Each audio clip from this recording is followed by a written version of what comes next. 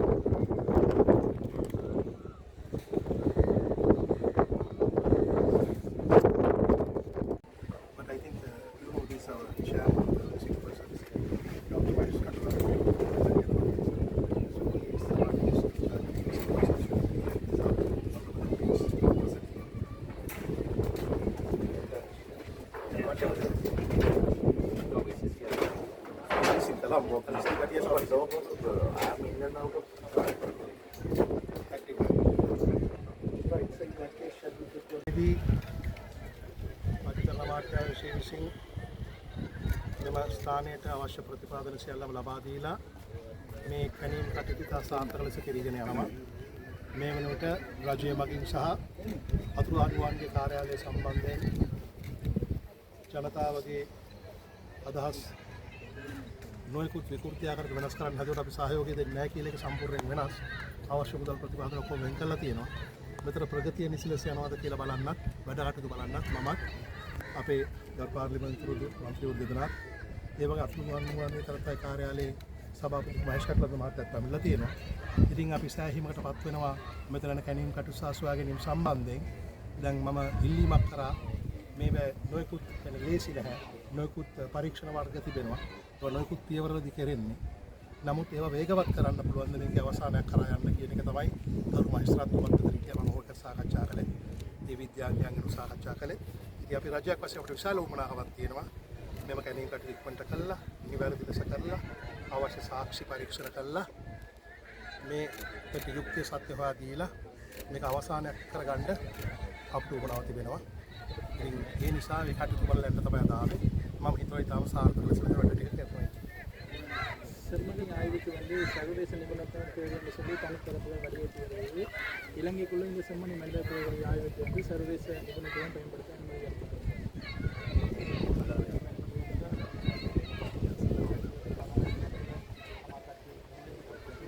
අපේ ලංකාවේ තියෙන අපරාධ නීතිය හොඳටම ප්‍රමාණවත්.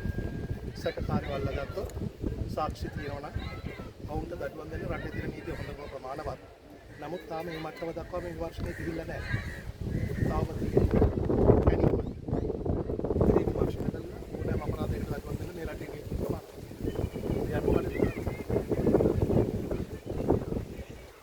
பழைய செம்மணி வழக்கு கிடப்பில் போடப்பட்டிருக்கணும். அதில் கைது செய்யப்பட்ட சந்தேகநபர்கள் அப்படியே அந்த வழக்கு கிடப்பில் இருக்கிறது. அந்த வழக்கை திருப்பி எடுத்து அரசாங்கம் ஏதாவது மேலே கொண்டாட நடவடிக்கை எடுக்கும்.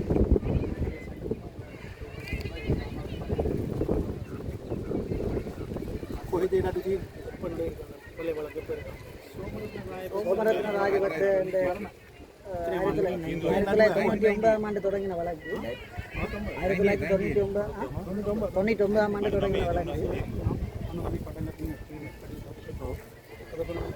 வழக்கு தொடர்ந்து நடந்துட்டு இருந்தது. பிறகு கிடப்பில் ඔයා இருக்கு. කියන්නේ නඩු තියෙනවා කියලා.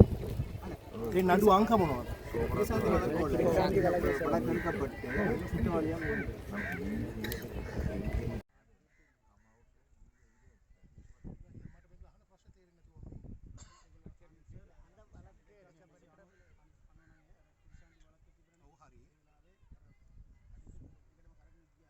නවත්තුනා කියලා සැකේ තියෙනවා. සෝමරත්න சொல்லி ஒரு ராணுவ அதிகாரி வாக்குமூலம் இருக்கு. அது சோமரத்தில் මම දන්නවා කිසක් කුමාර ස්වාමීන් සෝමරත්න කියන කෙනා වැඩිකාරයා වුණා. දැන් ඒ නඩුව ඉවරයි. එයා වැඩිකාරයා වෙලා ඒ නඩුව ඉවරයි. දැන් මොකක්ද වලක් இந்த வழக்கு முடிஞ்சதுக்கு பிறகு சோமரத்ன ராஜபக்ச சொன்ன வாக்குமூலத்தை வச்சிருக்காங்க. ஏனைய இடங்களில் பல புலன்கள் இருக்கு சொல்லியிருக்கு. அது சம்பந்தமான கடிதம் வந்து அவருக்கு மனைவி ஊடாக ஜனாதிபதி இந்திய மத்திய அதிகாரிகளுக்கு அனுப்பினார். அது சம்பந்தமான ஏதாவது நடவடிக்கை எடுக்கப்படுமா? இந்த வழக்குடன் அந்த வழக்கை இணைப்பதற்கான நடவடிக்கை எடுக்கப்படுமா? ஏனென்றால் அவர் சித்துப்பாட்டி மனிதபுரகுடி சம்பந்தமான தகவல்களையும் வெளிப்படுத்தி அது சம்பந்தமான இந்திய மத்திய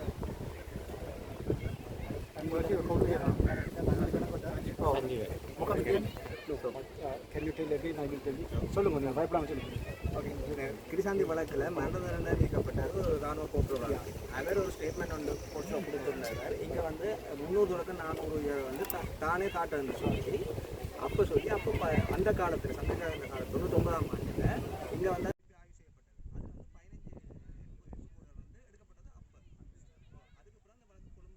அது பிறகு அப்படியே கிடப்பில் போடப்பட்டது. இப்போ அரசு தனக்கு இங்கே நடந்த விஷயங்கள் எல்லாம் தெரியும். தான் ஸ்டேட்மெண்ட் அது ஒரு සෝමරත්න කාලේට එයා කිව්වලු මේ පොඩක් දෝෂ තියෙනවා කියලා කිව්වා. ඊට පස්සේ ඒ වෙලාවට උන්ගේ පිටින් ගත්තා. ඊට පස්සේ මේ අවුරුදු පොඩක් කාලෙක පස්සේ එයා ආපෝ කියලා කියනවලු එයා තමයි ඔබ දාලා තියෙනවලු more than 300 එක එයා දාලා තියෙනවා කියලා ස්ටේට්මන්ට් එක ඉදිරියට දාලා තියෙනවා. නෑ ඕක වෙන්නේ මෙහෙමයි. එයා ඔය මුකුත් උසාවිය කිව්වේ නෑ. වැඩිකාරයා වුණාන් පස්සේ විත්ති කුඩු ඉඳලා කෑ ගහලා ওই ටික කිව්වා. වැඩිකාරයා වුණාන් පස්සේ ඊට කලින් කිව්වේ නෑ. හැබැයි ඊට පස්සේ එයා ඒක කියන නිසා මම හිතන්නේ අපේ මිනිස්සු පොඩ්ඩක් අපේ සභාපතිතුමා ගියාගෙන් කට උත්තරයක් ගන්න. හරිද? තව මොනවද අපිට කියන්න පුළුවන් දේවල් තියෙන්නේ. නමුත් එයා කට උත්තරයක් දෙන්නේ නෑ. එයා කියන්නේ සර් එයාට නිදහස දීලා එළියට දාන්න ඊට පස්සේ එයා කියනවා. අපේ ඉදිරියට ලෝකෙ මොකද බෑ. ඔව් එයා කියන්නේ මම ගියේ නෑ. මම සභාපතිතුමා ගියේ. එයා අපිට යවුවම කට උත්තරයක් ගන්න කට උත්තරේ දුන්නේ නෑ. සභාපතිතුමා කියන්නේ එයා කියලා තියෙනවා එයාට ජනාධිපති සභාවට එළියට දාන්න කියලා. එහෙම නැත්නම් ඔව් සර්. එළියට දාන්න කියලා. ඊට පස්සුව ඔබතුමාමනේ ගියේ. එතුමාමයි ගියේ. ඊට පස්සේ කියන්නම් කියලා කිව්වා. ඇත්තට කියන්න ඕන මිනිස්සුන්ට ඔය තරම් දෙයක් අවශ්‍ය නැහැ අපිට කියවන අපි හොයනවනේ.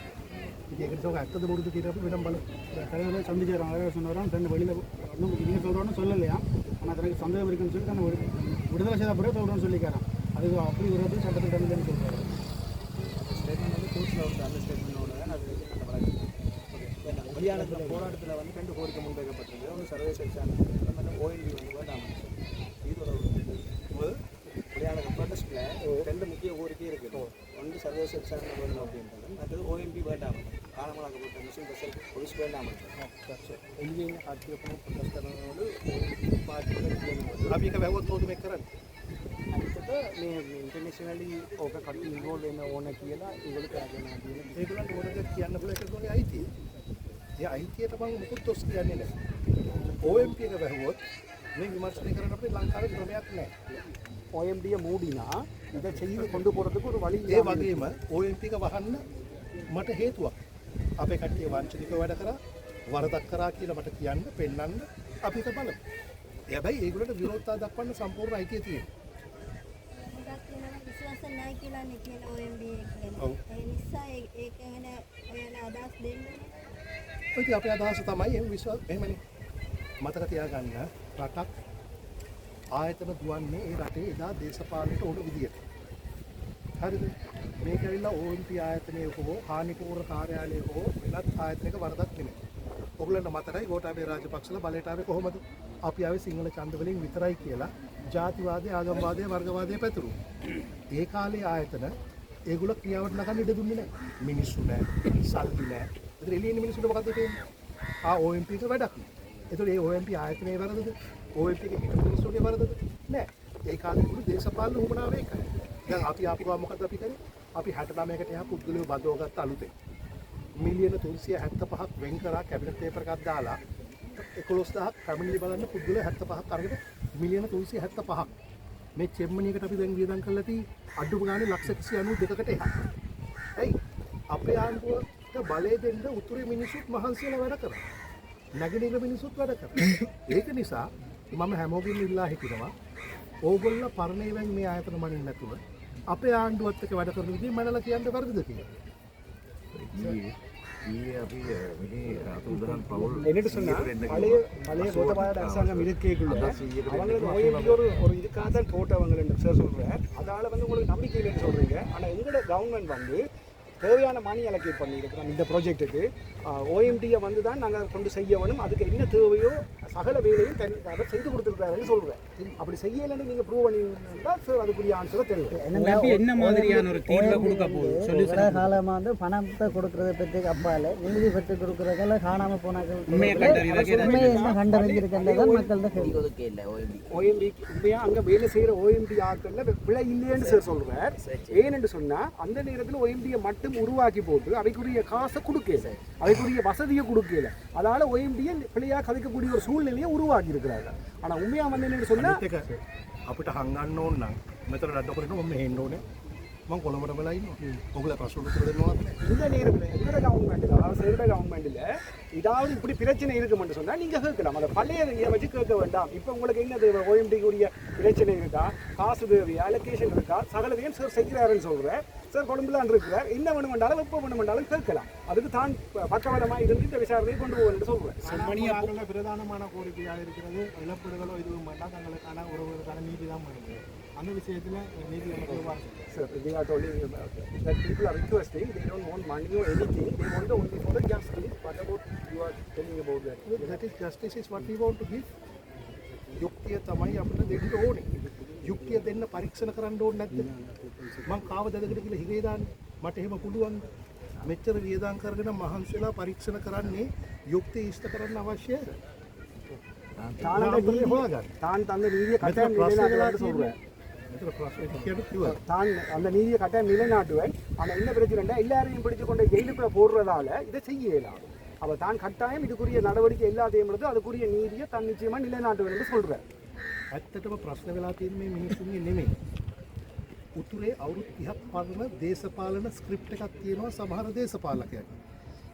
ඒ ස්ක්‍රිප්ට් එක තමයි සිංහල ආණ්ඩුව මහ නරක මිනිස්සු දෙමළ මිනිහට හානි කරනවා කියලා කතාවක් ගොඩනගන්න ඕන. හැබැයි ඒගොල්ලන්ට දැන් මේ ස්ක්‍රිප්ට් එක වෙනස් කරන කාලේ හරි. මොකද අපි ඇවිල්ලා උදව් කරන්නේ. හරිද? ත්‍රස්තවාදී වෙලකේ පටත අහෝසි කළා එකෙන් කරනකොට පළේ දේශපාලකයෝ මිනිස්සු තේරුම් ගන්න ඕනේ ඇත්තටම අපිට උදව්වට ඉන්නේ මේ උතුරේ දේශපාලකයෝ නෙමෙයි. ඒ මුළු රටට බය අපේ මේ ආණ්ඩුව පත් කරන්න උතුරේ මිනිස්සු නැගෙනහිර මිනිස්සු බාල්සු. අපි කවදාවත් පාර්ලිමේන්තුවේ කියන්නේ නැහැ අපේ මිනිස්සු මයි පීපල් කියන්නේ නැහැ. මෙහි ඉන්න සමහර දේශපාලකයෝ මයි පීපල් කියන්නේ ජෙෆ්ලා ළමයි.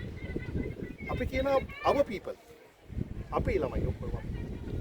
ඒක නිසා ජාතිවාදය ආගම්වාදයට අපි ඉඩ දෙන්නේ නැහැ. යුක්තිය ඉෂ්ට කරන්න ඕන එක තමයි මේ පරීක්ෂණ කරන්නේ. නැත්තම් 1999 පස්සේ ආණ්ඩු කීයක් ආවද? ඒගොල්ලෝ එකක්වත් ඔයගොල්ලෝ මයික් කර කර අහන්න උනේ නැහනේ. ඇයි? ඒගොල්ලෝ මුකුත් කරේ නැහැ. එතකොට මේ චෙම්මනි ආපහු හාරලා පටන් ගන්නේ කවුද? අපේ ආණ්ඩුව. 99 ඉඳලා මේක දන්නවනම් 2025 වෙනකම් 2024 අග වෙනකම් ඒක ආණ්ඩුවක්වත් කරේ නැත්තේ. කරන එක ආණ්ඩුවක්. අපි මිනිසුන්ට උදව් කරන්න හදනවා. මෙහි ඉන්න සමහර දෙමළ දේශපාලකයෝ මේ මිනිසුන්ට හානි කරන්න බලනවා. අපිට මේ ජනතාව බේරගන්න වෙන්නේ මෙහි ඉන්න සමහර අවස්ථාවදී බලලෝභ දේශපාලකයෝ මිනිස්සුන්ට වෙන හතුරෙක් වෙන කොහෙවත් නැහැ. சார் சொல்கிறாரு இல்லைங்களா, தான் தங்களோட கவர்மெண்ட்டில் இந்த பிரச்சனையும் இல்லாமல் தாங்கள் இதை முன்னெடுப்போம் என்று சொல்லிட்டோம். பழைய கவர்மெண்ட் வந்து தமிழர்களுக்கு கூடாது செய்கிற மாதிரி தான் இருந்து கொண்டிருந்தது. ஏர்லியர் டேஸில் வந்து ஒருத்தருமே அப்படி செய்யலை. தங்களோட கவர்மெண்ட் அதை நிச்சயமாக செய்யும் என்று சொல்கிறேன். சரிதானே? அதில் வந்து இந்த டவுட்டும் நீங்கள் பட தேவையில்லைன்னு சொல்கிறேன். அதாவது வந்து நீங்கள் என்ன தேவையோ இது வேணுமோ நேராக கேட்டுக்கொள்ளுங்க. அது கட்டாயம் மற்றது ஒரு பரீட்சையோ இன்னும் இதை டெஸ்டிங் செய்யாமல் நாங்கள் ஒன்றுமே செய்யலாம். என்ன நீதி நிலைநாட்டப்படுமோ அந்த நீதி நிச்சயமாக நிலைநாட்டப்படும். இப்போ உங்களுக்கு நடக்கிற பிரச்சனை தெரியும், கொழும்புல நடக்கிற பிரச்சனை தெரியும். ஈவன் சிங்களாக்கள் பிள்ளை விட்டுருந்தாலும் பிள்ளை தான் போகத்தான் வேணும். அதுக்காக எல்லாரையும் பிடிச்சி உள்ளுக்குள்ளே போட இல்லாது கொஞ்சம் கொஞ்சமாக உடவே நீதி கட்டாயம் நிலைநாட்டப்படும். எல்லாரும் இருந்து பார்க்க தான் போகிறேன். யாழ்ப்பாணம் இராணுவத்தின் கட்டுப்பாட்டில் இருக்கும் செம்மணி பகுதியில் இந்த சம்பவம் நடந்ததற்கு மக்களுக்கு நம்பியது. இப்போவும் இந்த அப்போது இருந்த இராணுவ அதிகாரிகள் இராணுவத்தின் உயர் பதவிகளில் இப்போவும் இருப்பதாக தகவல்கள் இருக்கின்றது. அவர்கள் தொடர்பான விசாரணைகள் நடத்தப்படும். ඒ කාලේ ඉන්න ෆෝසස් හයි ක්වාලිටි හයි රෑන්ක් ෆෝසස් තාම ඉන්නවලු රජයේ තාම ඉන්නේ ඒ ෆෝසස් ඉන්නවා. ඒකට මොකක් කරේ ඇක්ෂන් එක ගත්තා තාම මෙහෙමයි අපිට ආණ්ඩුවකට ඇවිල්ලා ඔක්කොම රජයේ සේවක වස් කරන්න බෑනේ. අපිට කරන්න වෙන්නේ ඒගොල්ලෝ වරදක් කළා තියෙනවා නම් ඒකට සාක්ෂි වල වරද ඔක්කොම කරාන් පස්සේ ඒගොල්ලන්ට දඩුවම් කරන්න පුළුවන්. ඔව් අපි ඒගොල්ලෝ කවුරුත් ඒව වස් කරන්න බෑ. අதாவது නමක් එක්ක අපිට කියනවා නම් உங்களுக்கு ஆதாரம் අවල් වරද කරා. உங்களுக்கு ஆதாரம் ඒක இருக்கா? හොයන්න පුළුවන්. எல்லாரும் ஓவராலாக நீங்கள் அவர் பிள்ளை செய்திருக்கா இவர் பிள்ளை செய்திருக்காமன்னு சொல்லாமல் ஒரு ராணுவ உயர் அதிகாரி ஏதாவது பிள்ளை செய்திருந்தா ஒரு கோர்ட்டுக்கு தேவை இல்லை, அதுக்குரிய ஆதாரம் தேவை. அந்த ஆதாரத்தை நீங்கள் சப்மிட் பண்ணிருக்கலண்டா நான் அதை முன்னெடுத்து அந்த அதை கொண்டு போய் அது சரியான விசாரணை தான் செய்வேன் என்று புரியாது. இல்லை, அந்த சந்தேகத்துக்குரிய மூல காரணம் என்னன்னு சொன்னால் 2001ஆம் ஆண்டு தான் இந்த சுடல பகுதி வந்து விடுவிக்கப்பட்டது. அது வரைக்கும் இதுக்குள்ள ராணுவம் இருந்தது. 2001ஆம் ஆண்டு காலப்பகுதி வரைக்கும் ராணுவம் இதுக்கு இருந்தது. அதே நேரத்தில் ராணுவ சோதனை சாவடிகள் வந்து பக்கத்தில் இதுக்கு இருக்குது. அதை விட சித்திரவதை முகாம் இந்த நீங்கள் பார்த்து கொண்டிருக்கிற அந்த கோயில் வந்து ராணுவத்தில் சித்திரவதை முகாம் வெளிப்படையாக இயங்குது. அங்கே கொல்லப்பட்ட எங்களோட தமிழ் இளைஞர்கள் தான் இருக்க புதைச்சிருக்குமா என்ற ஒரு சந்தேகம் வந்து மக்கள் மத்தியில் இருக்குது. அதனால தான் இந்த ராணுவத்துக்கும் இதுக்கும் தொடர்பு என்ற அந்த பேச்சு வர்றதுக்கு காரணம். Around up to 2001 the forces was here. They are doubting some already some people they may beat it. But நான் சார் என்ன சொல்கிறாருன்னா உங்களுக்கு அதாவது வந்து அதை செய்திருந்தாலும் ப்ரூவ் அதாவது வந்து ஒரு நீதிமன்றமோ கோர்ட்டோ ஒரு நடவடிக்கை எடுக்கணுமெண்டா அதுக்குரிய சான்று வேணும். இப்போ நாங்கள் சும்மா சொல்லிடலாம் ஒரு இதெல்லாம் செய்திருக்காரு அதெல்லாம் செய்திருக்காரு என்னென்னு சொன்னால் நாங்கள் வெளியில் கதைக்கலாம். இப்போ அதாவது வந்து என்னென்னு சொன்னால் வெளியில் இருக்கிற மாற்று கட்சிகள் வெளியாக கதைக்கும் என்னென்னு சொன்னால் இதை எப்படி செய்யலை எப்படி செய்யலை இவர் சொல்கிறது எங்கட கவர்மெண்ட் உங்களுக்கு தெரிய வேண்டிய சகல உதவியும் செய்கிறோம். காசுதாரம் பிரச்சனைதாரம் எல்லாம் தாரம் நீங்கள் அதை ඕගොල්ලන්ට මම දැන් මේක ඉවර කරන්න ඕනේ. ඕගොල්ලෝ අහන්න අන්තිම ප්‍රශ්නය. இலங்கையில் மனித புதைகுழிகள் அதாவது செம்மணியை போன்ற பாரிய மனித புதைகுழிகளை ஆய்வு செய்கிறதுக்கான எக்ஸ்பர்டிஸ் வந்து இருக்கா? போதுமான எக்ஸ்பர்டிஸ் එක්ස්පර්ට්ස් රිසර්ච් කරන එක්ස්පර්ට් මේ විදිහේ වෙන තැනක තියෙනවලු ඒක අපිට එක්ස්පර්ට් ඇටිට කියලා කියනවා. අපි දැනට මාස් ග්‍රේව්ස් 18ක් லைவ் எக்ஸ்கவேஷன் යනවා කියන්නේ. 18 இடத்துல நாங்கள் இதே மாதிரியான இடத்துல அகழ்ந்தெடுக்கிற பணிகளை செய்திருக்கணுமா. அதை கூட உங்களுக்கு தெரியும் இங்கே நடக்கிறாங்க ப்ரொஃபஸர்ஸ் இருக்கிறாங்க, டாக்டர்ஸ் இருக்கிறாங்க, யூனிவர்சிட்டி ஆர்கியாலஜி ஸ்டூடெண்ட்ஸ் இருக்கணும், எல்லாரையும் போட்டு அவங்க செய்து கொண்டிருக்கிறாங்க. எனக்கு நானும் இந்த கவர்மெண்ட்டில் ஒர்க் பண்ணுற ஒரு ஆள். அப்போ என்ன சொல்கிறேன்னு சொன்னால் எனக்கு தெரிஞ்ச அளவில் சேரால் செய்யப்பட வேண்டிய முழு வேலையும் நிச்சயமாக செய்வேன். அதுக்குரிய ஆதாரங்கள் இருந்தீங்கன்னா நீங்கள் நிச்சயமாக கொடுத்தீங்கன்னா இந்த வித பயமும் இல்லை. நீங்கள் நிச்சயமாக அதுக்குரிய நடவடிக்கை மேற்கொண்டு நடக்கும். கண்டினியூவாக நீங்களும் பார்க்கத்தான் போகிறீங்க, பேப்பரில் என்ன வரப்போகுதுன்னு பார்க்கத்தான் போகிறீங்க. நீங்கள் சொல்கிறீங்கன்னா இப்போ எல்லாத்தையும் பழைய கவர்மெண்ட் செய்தாலும் சொல்லுறீங்க. ஆனால் பழைய கவர்மெண்ட்லேயும் இந்த கவர்மெண்ட் சேர்ந்த ஜேவிபியாக்கள் ஆதரவாளராக அமைச்சர்களாக இருந்திருக்கணும் தானே, அதுக்கு பொறுப்பே இருக்குது. පාරණ මේ ආණ්ඩුවේ ඉන්න කට්ටිය සම කට්ටිය ඒ අපේ ආණ්ඩුවට ඉන්නවලු. ஆதாரத்தை சொல்லுங்க. அவர் என்ன சொல்றாருன்னா சும்மா சொல்ல வேண்டாம். பழைய கவர்மெண்ட்ல இருந்து இந்த கவர்மெண்ட்ல இருக்கிற யார் ஆக்க? இப்போ சந்திரகுமார் கவர்மெண்ட்டில் சந்திரகுமார் கவர்மெண்ட்டில் தான் இது நடந்ததுன்னு சொல்லப்படுது. யார் இருந்து இந்த கவர்மெண்ட்டில் ஜேபி அமைச்சர்களாக இருந்திருக்கிறார். இது මොකද ප්‍රශ්නේ?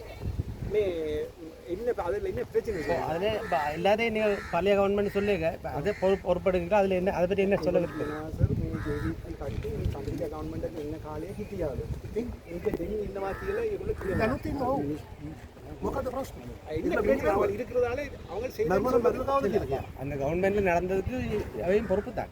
මිනි මැරුවා නම් කාවද මැරුවේ? එහෙම ඉන්න බැරිද? இது என்னன்னா 15 எண்புக்கூடுகள் ஏற்கனவே செம்மணி அகலப்பட்டு வெளிநாடுகளில் ஆய்வு கொண்டு செல்லப்பட்டு அந்த அகழ்வில் இருக்கிற அந்த விசாரணையில் அந்த டிஎன்ஏ அது சம்பந்தமான விசாரணைகளை துரிதப்படுத்தி அது யாரென்று கண்டறிய விழிக்கிறதுக்கு இப்போ 25 வருஷம் இதுவரைக்கும் அதுக்கே இன்னும் ஒரு முடிவு கிடைக்கவில்லை. அப்போ இனிமேல் இந்த அகழ்வு முடிஞ்சு எடுக்கக்கிடையில் இருக்கிற வயசு போனால் காணா போனால் சொல்லி இறந்து already excavated and sent it to the foreign countries for 15 bones. Still they didn't get any research.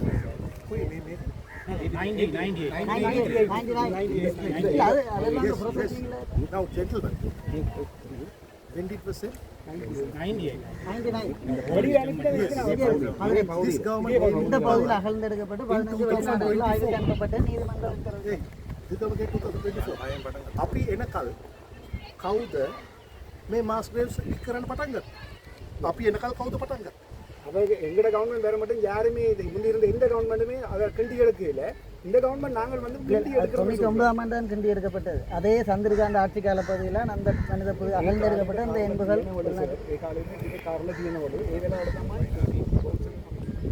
ඒ තොරතුරු අපි ගාවද තියෙනවා නම් ඒක හොයාගන්න පුළුවන්. 1990 තොරතුරු අපි ගාවද? டீடைல்ஸ் வந்து நீங்க சொல்ற டீடைல் இந்த கவர்மெண்ட்ல இல்லையா? உங்களுக்கு ஏதாவது அது சம்பந்தமான சாட்சிகள் நீங்க கொடுத்தீங்களா? ඔයගොල්ලෝ டீடைல்ஸ் ஒன்றும் இல்லை. හරි. එන හරි ප්‍රශ්නිකාරයි. ගෝබි සුති මම අවසාන පරිවර්තනයක් කියන්නේ. அந்த கைவிடப்பட்ட மாஸ் கிரேவ்ஸ் வந்து முடிவுறுத்தப்பட்ட மாஸ் கிரேவ்ஸ் அந்த இடங்களை வந்து அதுக்கு ஒரு கௌரவத்தை கொடுக்குற வகையில் அந்த மாஸ் கிரேவை ஒரு நினைவு சின்னங்களாக போன்றதுக்கான ஒரு உரிமையை இலங்கை அரசாங்கம் கொடுக்கும். அதாவது வந்து ஏற்கனவே அகழ்வு நடத்தி முடித்த இடங்கள் கைவிடப்பட்ட இடங்களாக இருக்கும்.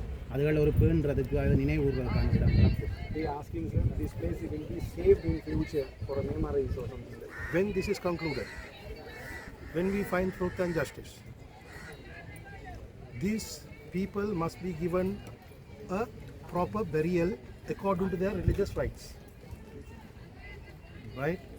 And thereafter our MPs are here, the local MPs. They will decide how to venerate those people. But my job is to make sure justice is found.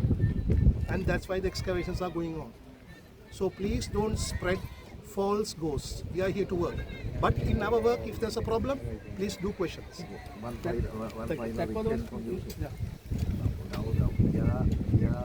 we have advertised for them to come and say that their loved ones are here, buried here. They give some information to us. I will tell sir. இப்போ உங்களுக்கு நீங்கள் பார்க்குறீங்க கொஞ்சம் பேரை கிண்டி எடுத்துருக்குறாங்க வெளியில். உங்களுக்கு அதாவது நீங்கள் கட்டாயம் முன்வரணும்.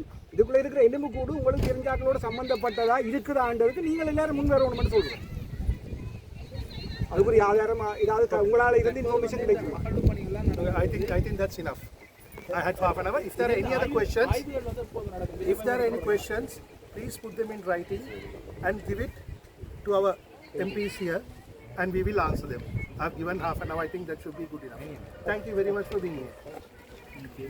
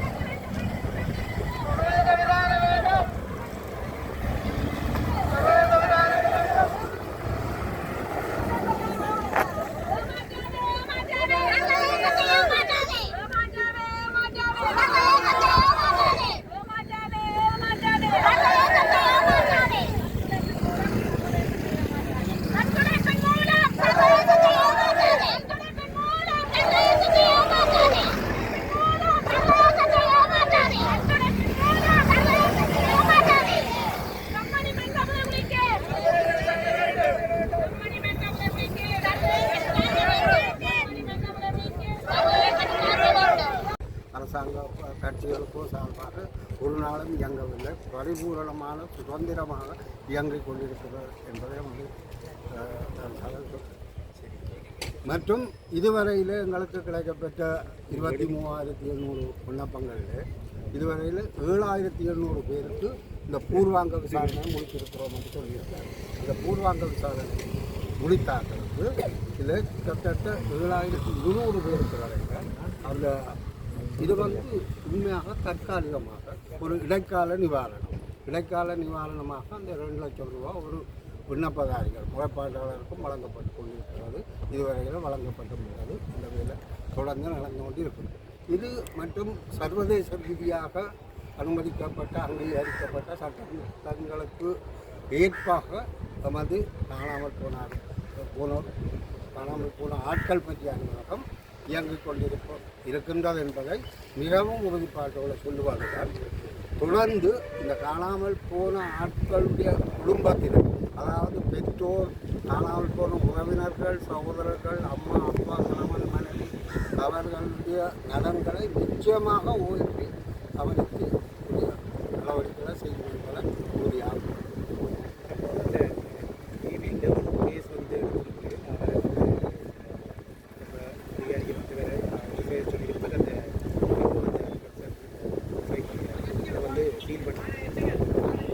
சாட்சியங்களை பாதுகாக்கிற அந்த ஒரு பொறிமுறைன்னு ஒன்று அதுக்கு உட்பட்டு அந்த வழக்கோடு தொடர்பட்ட சாட்சியங்களுக்கு தேவையான போதிய பாதுகாப்பை OMB அலுவலகம் வழங்கும். இந்த மாதிரியான செயல்பாடு செய்யும்.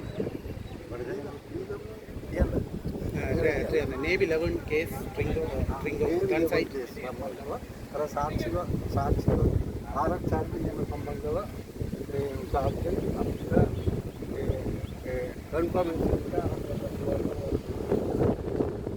අතුරුදහන් වූවන් පිළිබඳ කාර්යාලය කටයුතු කරන්නේ අතුරුදහන් වූවන් පිළිබඳ කාර්යාලයට කවුරු හරි අතුරුදහන් වූ පුද්ගලයෙක්ගේ මවක් පියෙක් බිරිඳ කෙනෙක් මහත්තයෙක් දරුවෙක් හරි කවුරු හරි නෑදෑයෙක් හරි මිත්‍රයෙක් හරි පැමිණිල්ලක් කරලා ඒ දිගුරු පෙස්සන් දීලා ඒක සාක්ෂි ඔප්පු කරන්න පුළුවන් වෙන්න පුළුවන් යම් කිසි ඩොකියුමන්ට් එකක් දුන්නාම ඒ වගේම රාජ්‍ය සංවිධානයක් හරි රාජ්‍ය නොවන සංවිධානයක් හරි කවුරු හරි ජනතාවගේ සංවිධානයක් අපිට ඒ වගේ ඉල්ලීමක් කරනවා නම් ඒක නීත්‍යානුකූල ඉල්ලීමක් හැටියට පිළි අරගෙන අපි ඒ වගේ කටයුතු කරනවා. හැබැයි මේ අද ඔබතුමා මේ අහන ප්‍රශ්නය ඔබතුමාගේ නමින් හරි එහෙම නැත්නම් ඔබතුමාගේ ප්‍රදේශයේ ජීවත් වෙන ජනතාව පිරිසකකින් හරි එහෙම නැත්නම් ඒ අතුරුදහන් වූ පවුල් වල කාගෙන් හරි අපිට ඉල්ලීමක් එනවා නම් අනිවාර්යෙන්ම අපි මේ වැඩේ කරනවා. මොකද මේ වෙනකොට මන්නාරමේ අතුරුදහන් පවුල් සම්බන්ධයෙන් ඒගොල්ලන්ට මැදිහත් වීමට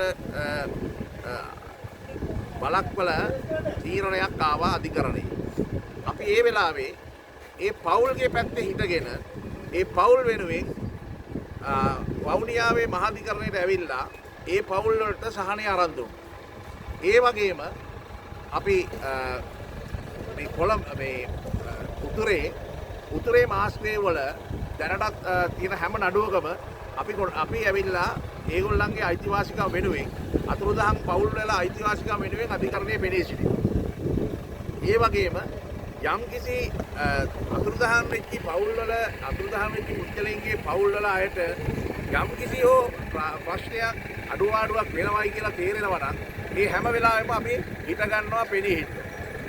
காணாமல் போன ஆட்கள் சம்பந்தமாக யாராவது நமது அலுவலகத்துக்கு விண்ணப்பங்களை சமர்ப்பிக்கும் பொழுது நாங்கள் யாரென்று பார்க்காம அத்தனை விண்ணப்பங்களும் புதிய முறையில் பரிசீலிக்கப்பட்டு அதுக்குரிய உதாரணங்கள் வழங்கப்பட்டது. குறிப்பாக உதாரணத்துக்கு நான் கூறுவதாகி மன்னாரில் ஒரு வழக்கு நடந்தது. மாஸ்கிரேவ் சத்தோஷ கேஸ் உங்களை தெரியும்.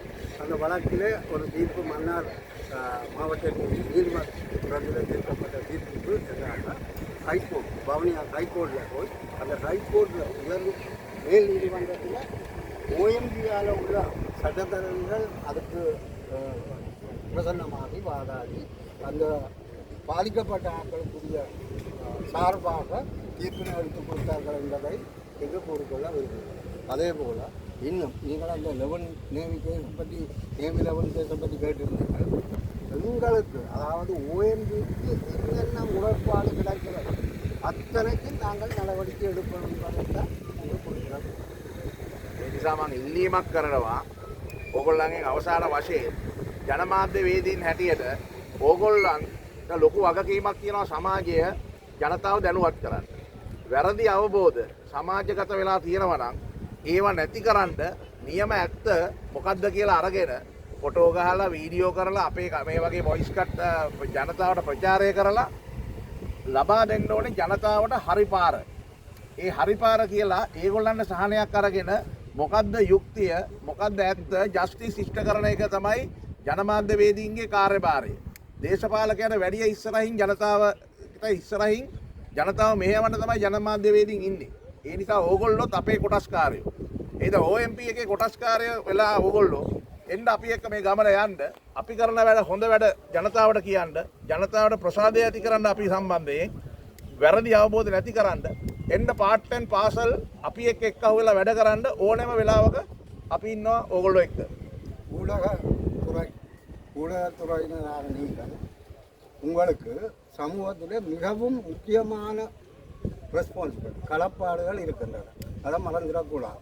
அந்த சமூகத்தில் உங்களோட கடப்பாடுகளை உரிய முறையில் நிறைவேற்ற வேண்டும் என்பதுதான் அத்தோடு நமது அரசாங்கம் கேட்டுக்கொள்ள என்னென்னா நீங்கள் எப்பொழுதும் நியாயமான பக்கம் நேர்மையான பக்கத்திற்கு சார்பாக உங்களுடைய அறிக்கைகளோ இது சமர்ப்பித்து மேலும் இன்னும் நீங்கள் எங்களுடன் சேர்ந்து இயங்குவதற்கோ அல்லது சேர்ந்து வேலை செய்வதற்கு நான் எப்பொழுதும் ஆயத்தமாக இருக்கிறேன். நீங்கள் இந்த நேரத்திலும் என்னுடைய கதவை திறந்து வந்து எந்த விதமான விவரங்கள் அறிந்து கொள்ளவோ அல்லாட்டி உங்களுடன் சார்பாக இந்த மக்களுக்கு ஏதாவது செய்வது சம்பந்தமாக வேலை செய்வது சார்பாக එන්න ඒකේ තියෙනවා සිවිල් සමාජ ක්‍රියාකාරීන් අපි හමු වෙනවා අපේ ගරු ඇමතිතුමත් වෙනවා එතෙන්දී ඕගොල්ලන්ට තේරෙයි අපි මොකද්ද කරන්නේ අද කිලිනොච්චියේ අපි ඒක කළා අද 150කට අධික සිවිල් සමාජ ක්‍රියාකාරීන් අපි එක්ක එකතු වෙලා ඒ කටයුත්තට සහභාගී වුණා